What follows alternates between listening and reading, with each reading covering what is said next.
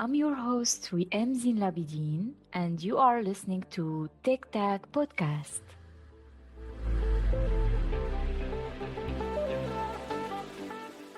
Hello everyone. Hello VM.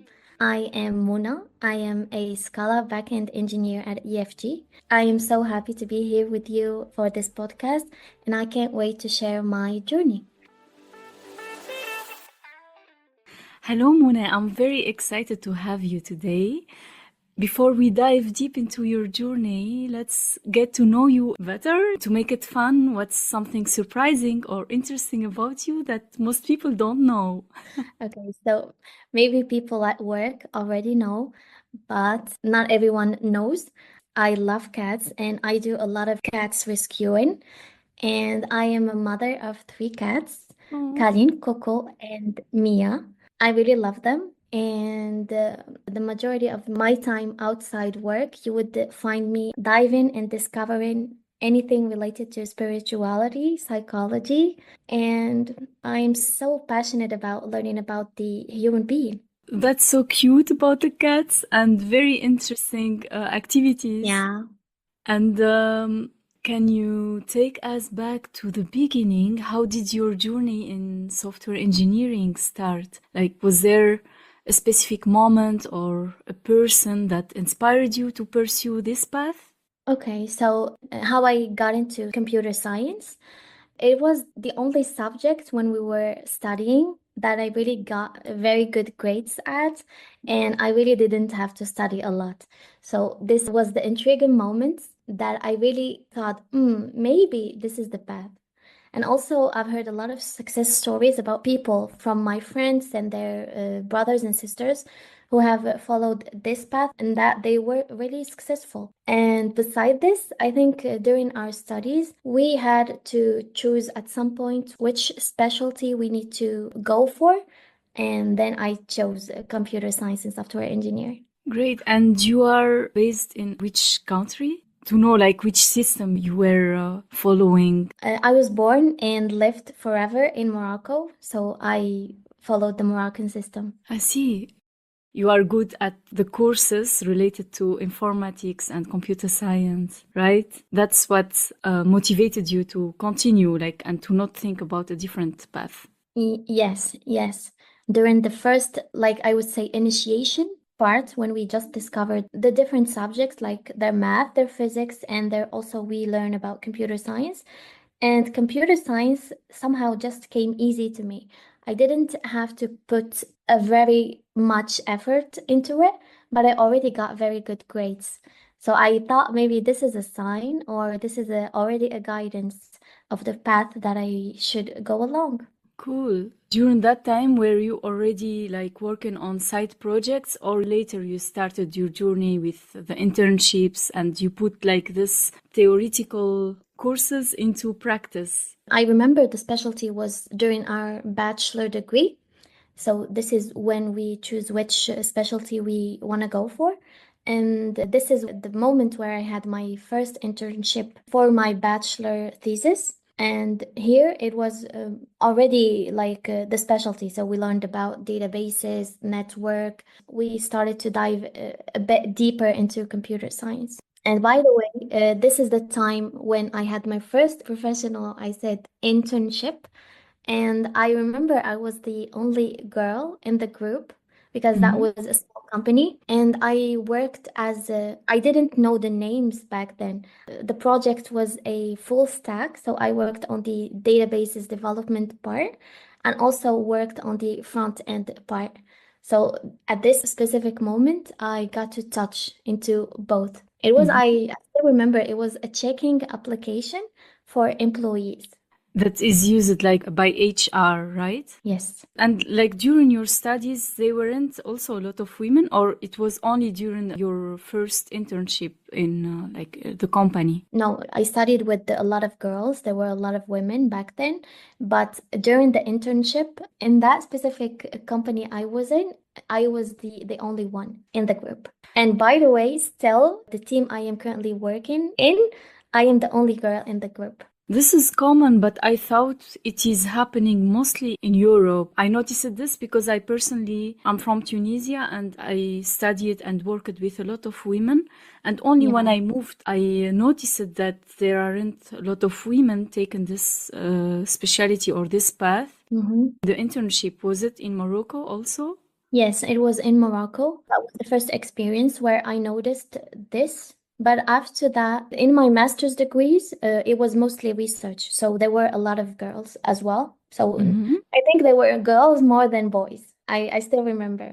And also still in PhD, I remember there were a group of 6, and there were 4 girls and there were 2 boys. So but because I moved a little bit of team within the same company, we will go into this later.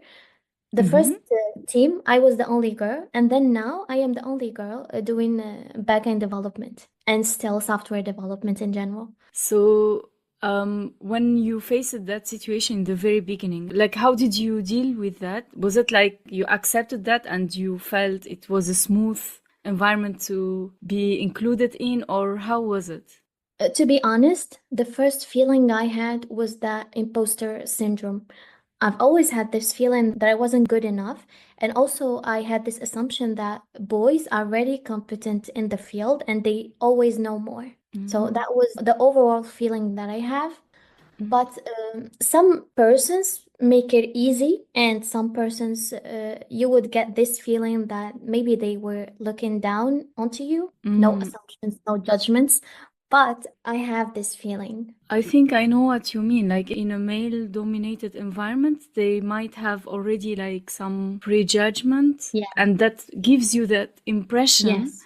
Mhm. It's like you don't belong there or something. But there are people who really have the normal mindset that everyone's supposed to have. Like everyone can do programming, and they will deal with people in the same way without any prejudgment just because of their identity. Yes, you are right. This mostly depend on the person. And also, I never had like a direct comment, like especially during my professional working career, never had a comment on like maybe you are a girl or this look down. But during our studies, I felt that hugely. I felt that, and also you can get these comments that this is complicated, you would not understand. Or for example, when we were working on projects like in group, mostly the boys or the men would take the most complicated tasks and they would not like delegate the same level complexity tasks as the girls. Do you know what I mean? Yeah. And did it start like from teachers or from the people, like Not from the the colleagues, mostly the colleagues. colleagues? Not really the teachers, but I felt that from the colleagues. And also, there is a story, I think during my master's degree, there was a person, we had like a group, we need to work 2 by 2 on a project.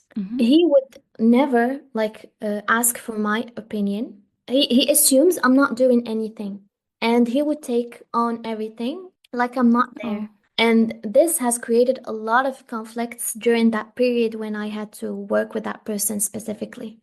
I really didn't like it at all. Or even, like, for example, we would work on a project, everything is good, but later during the presentation, he would present or he would switch slides during the time. Like, we are doing the presentation and he is using his presentation, not the one that we discussed. Oh, Yeah, I had this experience. I'm sorry to hear that. Yeah. Must be difficult to deal with this person.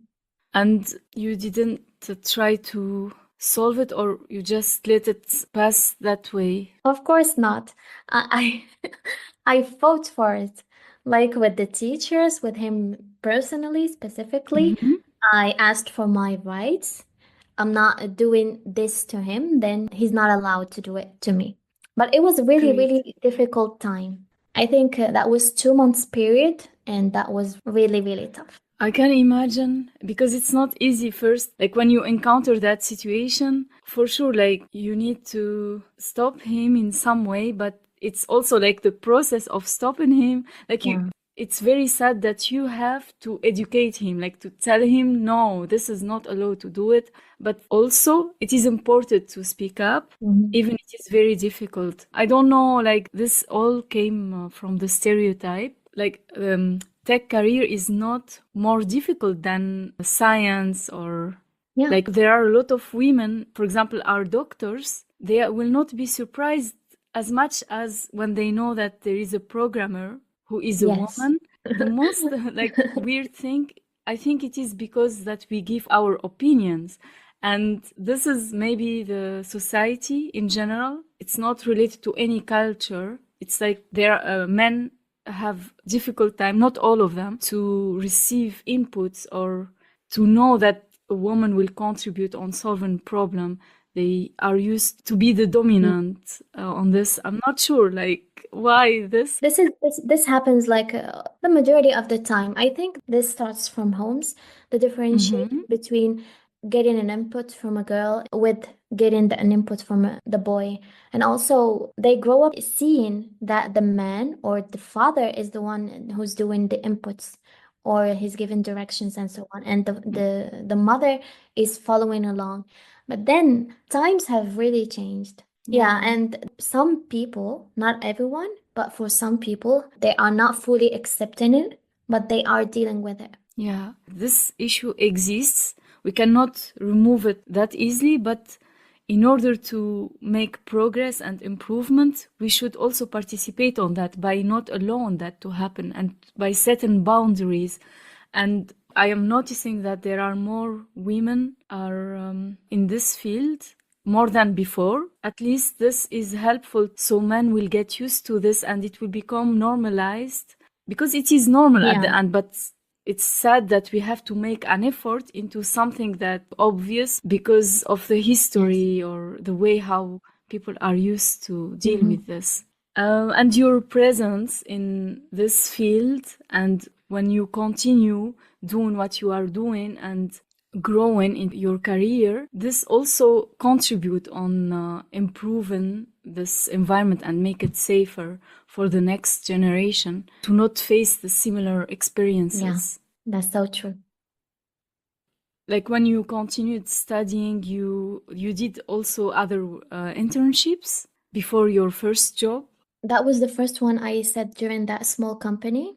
And then that was the second one was during my master's degree, but that was mostly research within the laboratory of the university. Then I enrolled in PhD after my master's degree, but I didn't finish due to several reasons. But during my PhD, I had to go to another internship in a port. It was in another company, which was pretty much big. I think that was the third one before getting my first professional job as a Scala engineer. So in these internships, you worked with different technologies and you explored like which kind of directions this field can offer. How did you go through that to figure out which direction you would like to take? I personally had, I would say, a chance and an opportunity to touch on many different layers of software engineering or computer science in general. The first internship I worked, as I said, databases, front and back end. And then during my master's degree, that was more databases, where I had to analyze the performance of different databases for specifically proteins data. So it touched on more data, but on the database level. And then during my PhD, that was taking over a lot of layers. So for example, I was working on developing a microservice that would extract the data from the port because that was logistics oriented. To extract the data and to extract the insights that we can learn from in order to enhance and to find the best design for the port for a better and the optimal performance. So that was, I would say, a little bit of data and then a little bit of databases, software development, and then we have the front end part. So I had to touch on a lot of layers. But the story about how I got into Scala, this is another story. At some point when I was enrolled in my PhD, at some point I started to feel like stagnant and stuck. And when I went to the internship inside the port, I saw a lot of software engineers that were working there. And I was thrilled. I wanted to do that. And in my thesis, I was more from the managerial point of view to develop everything. So a little bit of product, a little bit of implementation, and so on. And then I had a friend of mine who was working as a Scala developer in Germany. And during a summer, we were having a cafe and we were talking. And then he said, maybe you should try to learn Scala because I had zero knowledge at that time. I think it was 2019. Maybe you should learn Scala. It has a lot of job opportunities and a lot of future. Maybe you would like it. And then I also thought maybe this is a guidance. And now I am sure it was a guidance because if I didn't made that choice back then, I wasn't going to be here now. Then I dedicated 1 year of learning, researching. I also worked on a smaller project implementation before diving into my job research. And then when I learned Scala, I learned a lot of concepts. And also, I really liked the concepts of functional programming. It was really amazing at that specific time. It was very new to me, and I liked it. And then I said, okay, let's go for it. And I think I met you at that specific time when I was looking for a job. Yeah. I met you virtually Yeah. during, I think, conference called Scala Love. Love. Exactly. Yeah. Yeah. And Scala. I remember you before that when we get in touch, it was related to a project. And yeah, I was also impressed that you are starting learning about Scala, but you were doing functional programming and you are also applying that knowledge in a project. I'm very happy for you that you took that path and you started there because I think it presents more opportunities than. Yes. You need to have a proof. Like in my experience, that was the tool that got me the job that I got at that specific time because I had zero professional experience, like real professional experience. And also I was looking into a field which was a bit complex. Like Scala was a bit complex than, for example, Python or another language. And I need to prove that I have the knowledge. I would give the credit to my friend because he gave me this advice. He said, like, I am helping you, giving you a little bit of guidance. We need to have a proof. It would make it easier for you to get a job and to prove your skills while looking for it. When I reach out to someone and already I gave them the GitHub, I think it was GitHub. They know, like you have a proof of something, and then it is much easier for them to see if what you have is really what they're looking for. Yeah. Some of them said maybe you need to improve this, you need to improve that. And even their feedback, I really learned from it a lot. Some of them asked me to improve that specific part of the code. Some of them said, very good job. Some of them got me into an interview. Even if I didn't make it to the later stages, I started to have this experience. Because I never had an interview at that part. I had an interview. I started to learn. I got into an interview with, I think, 6 people. And then I had 2 job offers. No, I had a job offer and then I had one, which I made it to the very last stage. So I only needed to hear from them. And that was, I think, the part you remember because that job offer was also in Germany. And even now, I still work for the company even remotely, but the company is based in Germany. It would be great to have you in Germany someday. You are interested also, right? You still interested to find a job where they support you in your relocation, or you prefer to work from Morocco? I am open to all the possibilities. Like if I find a job opportunity where I will be supported to relocate and I like the company, the culture, and so on, why not? And also within this company I'm still working for, this remote policy is giving me a lot of freedom. So Yeah, great. I'm also close to my parents. And your cats. Yes, my cats. And Like which resources you use to learn Scala, like from the internet or books, or directly you started a project and you tried to figure out how to do it? How was it for people who are interested also to take the first step to learn Scala? Okay, from me, I had an algorithm, so I knew what I wanted to do from an algorithmic perspective.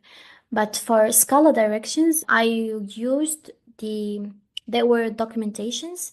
There were also the Scala cookbook, which is very good to start with. I had some small exercises like that I found on the internet. So for example, you would search for development of a specific methods that for very basic algorithms. And then I turned them into Scala. That's how I learned the basics for Scala. And then I already had the algorithm that I was working on during my PhD. And then I started to transform my bit learnings into the algorithm that I had. So I think there are a lot of resources on the internet, documentations to start with. There is the Scala cookbook.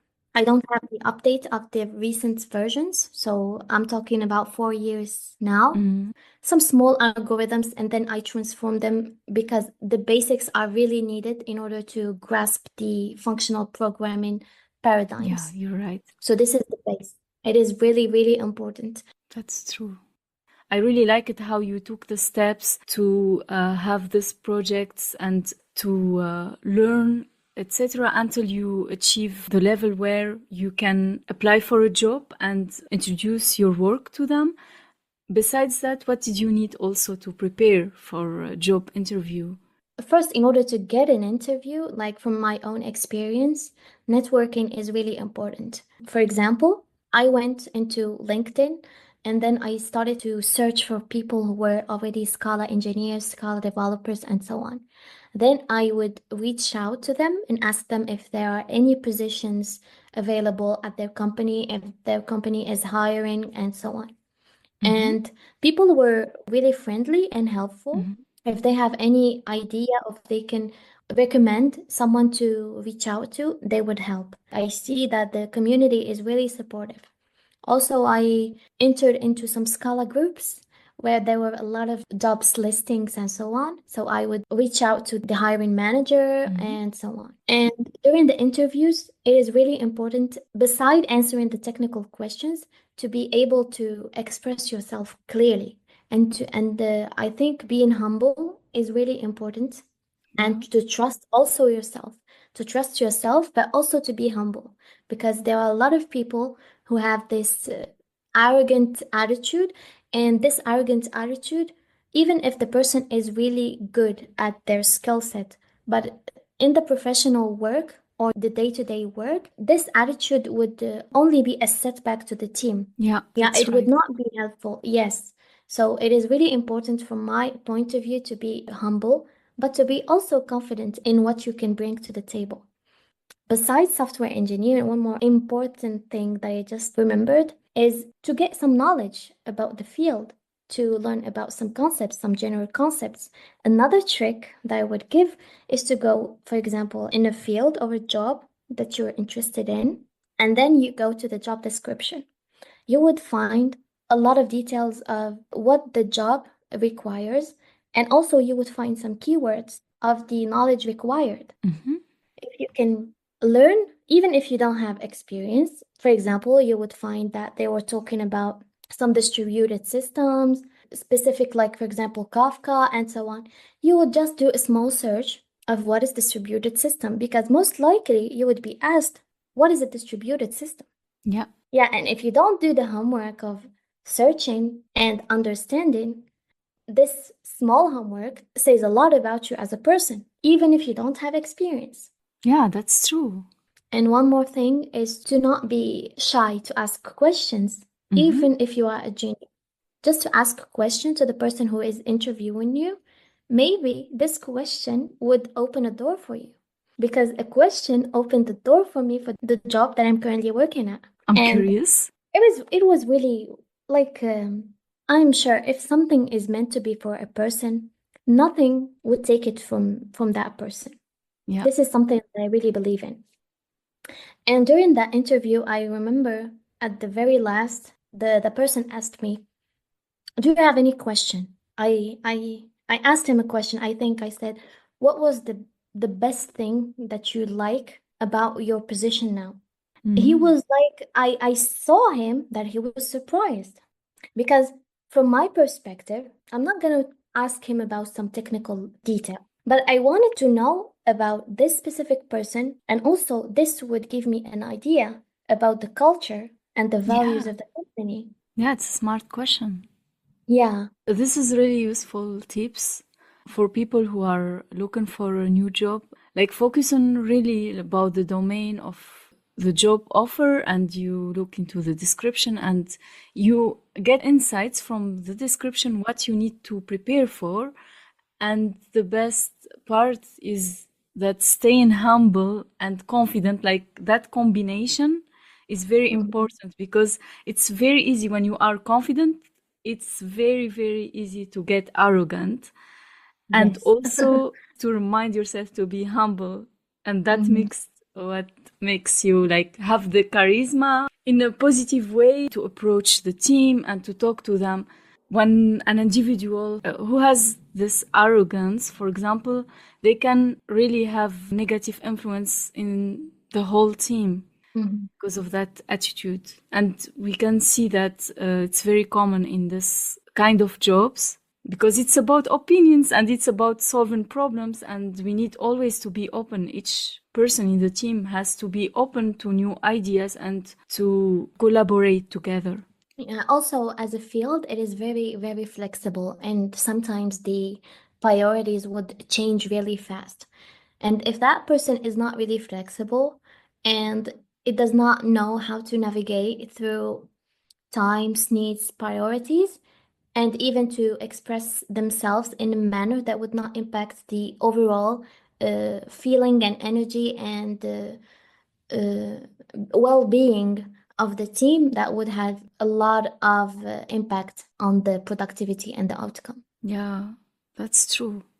And also having you in the team, I think, will bring positive values about, like, I notice this, that you have this knowledge also about psychology as part of your hobbies that you mentioned about. And it will be the mix of being a good team player, like during, for example, retrospective or during some important meetings that can influence the team. You can suggest your ideas and can bring some good things into the culture of the team. It will have an impact in also the company.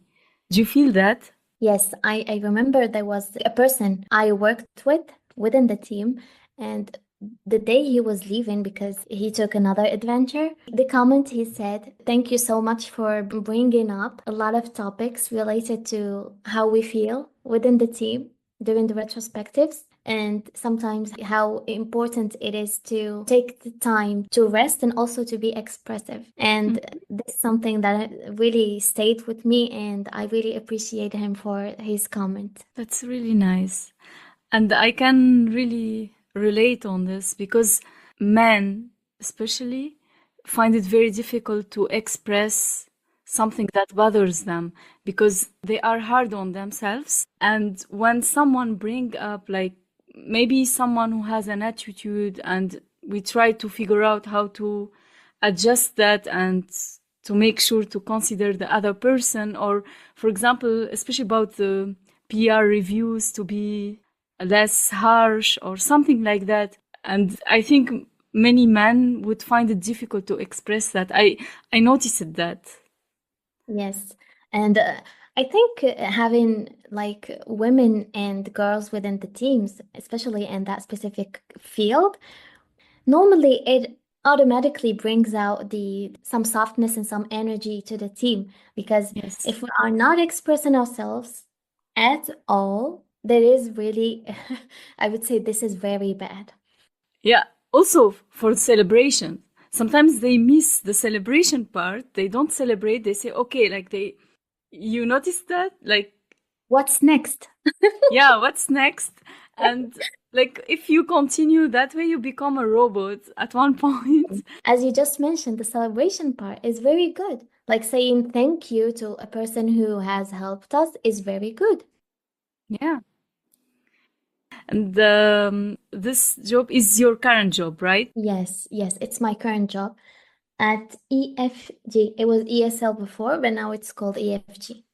First, Mm-hmm. I was working within the first team, which was mainly developing game-related topics.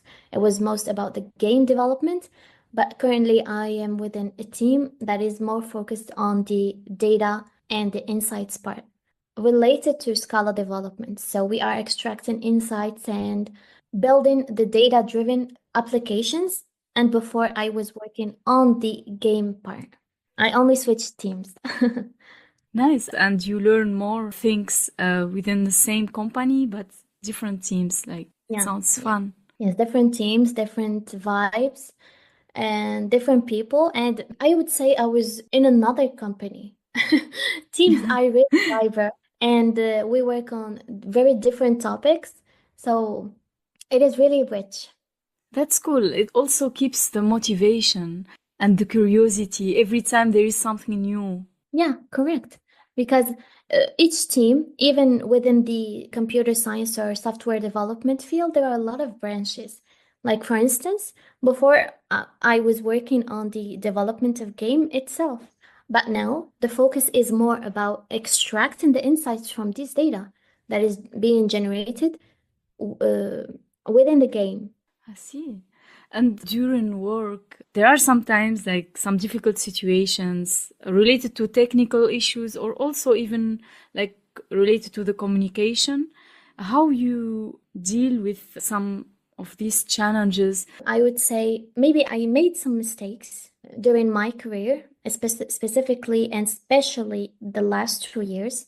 There were a time where I experienced burnout, and that was a really, really difficult moment for me. Why? Because I did not prioritize my mental, emotional, and my physical health. All my life was turning around the job. I even would work more hours just to compensate for sometimes some things that I didn't really understand. And that was the issue because I found it difficult to ask for help at the right time. So I would advise people to know when to ask for help and to be courageous, because if you ask for help, this is not a sign of weakness. This is instead a sign of strength and also intelligence. And also, this would benefit you and also would benefit the team you are working in. And I learned that the hard way. But luckily, I had a very supportive managers. I went on for a leave for about a month to resource and rejuvenate. And, and then I started to see the importance of finding balance. Because finding balance between you, your personal life, your day-to-day, your especially your mental, your emotional, because in this field we have a lot of stress and Yes. a lot of changes, and we need to adapt fast. And if you are not intelligent enough to know when to take breaks, when to take care of you, and to not turn your life around your job or your professional career, this Yeah. would really, really impact you on the long run. At that specific moment, you are not aware of it. But Mm. later on, you really, really see the impact. So, what I would suggest for everyone listening to the podcast is to not be afraid to ask for help. And when you ask for help, does not mean you are, for example, stupid or you don't know, you don't have knowledge, or you would feel this feeling of not being enough, because this is the main reason that really created or led to that burnout that I experienced back then. So to me, the advice for me is to really, really be intelligent and be aware of your well-being, because if you're not taking care of you, your body will, and it will force you into it. Yeah. And how you follow up with that? Like, you try to balance, for example, to make sure that you worked, for example, specific amount of hours? Or did you try to also do some activities outside of work? Yes, this scenario, I see it from me personally, it is a pattern. So if I'm not really aware of what I'm doing with my time, I fall back into the same trap. So I set up some boundaries, like I start work at this specific time, and then I finish at that specific time, and then I force myself to take my lunch break. Also, if I'm not feeling like of going to work out or anything, I would go for a walk. And a Yeah. walk really helps me to soothe my nervous system of all the stress that I've been through to the day. I would go for a walk. I would compensate myself for that walk. For example, I would go to drink some tea, to drink tea somewhere. Or even if I don't feel like going for a walk, I really love to drink tea in the evening. So I would make it an excuse to go out for a walk, to get tea in that specific place that I like. Also, from period to period, I do some swimming classes because I really love water also, to do the balance. So I would suggest to do a schedule, like choose some activity that you would love, Yeah. and this would help you to stick to it. Yes. Yeah, it's important to have like activities outside of work so you can balance and you can move, because most of the time we are sitting and sometimes we lose track of the time if we have like schedules or some alarm, or like we count how many hours and then we take a break in between. It's Yeah, thanks for the good tips. I think you already shared advice, but I usually ask at the end if you have an advice that you wished you have known earlier during starting your career path. So for those who are starting their career, maybe they can learn from your advice. Overall, I said everything, but highlight this one because to me, that was the switching point, is to keep this self-doubt and this feeling of maybe I don't know this, maybe I don't know that, of fearing that people would look at you as you're not good enough, for example. That would keep you from asking questions. Do not keep this self-doubt ruin your perspective and the chances of learning that you would get from these questions that you might ask, and also to not forget to take care of your well-being. This is really important. Yeah. Thanks for the advice. And this has been such an insightful conversation. Thank you so much, Muna, for your time. Thank you, Wian, for the invitation. I really enjoyed the session and I really enjoyed your soothing voice. it's it's so soothing. Yeah. I Thank liked the you. conversation and I really loved the chat with you. Thank you so much. It was a pleasure for me. Have a nice day. Thank you. I'm looking forward to our next episode with a new guest and new inspiring story. Until then, stay safe and stay tuned to our next episode. Tic Tac, tackle the inspiration.